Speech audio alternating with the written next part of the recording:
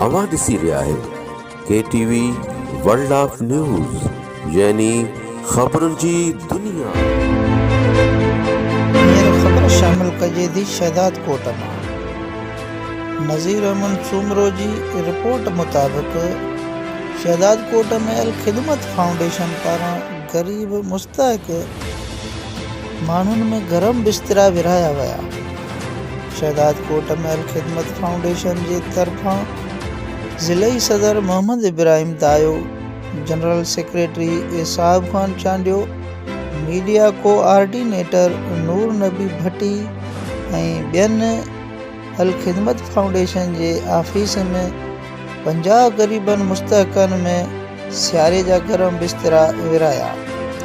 उन मौक़े ते मोहम्मद इब्राहिम दायो ऐं ॿियनि मीडिया वारनि सां ॻाल्हाईंदे चयो त अल ख़िदमत फाउंडेशन पारां पूरे मुल्क में ग़रीब माण्हुनि में विंटर पैकेज विरहायो पियो वञे, जंहिंजो मक़सदु ग़रीब माण्हुनि खे सीउ खां बचाइणु आहे।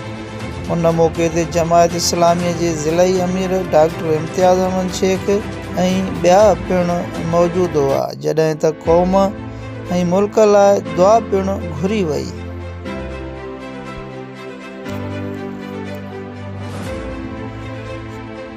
ख़बरुनि जी दुनिया।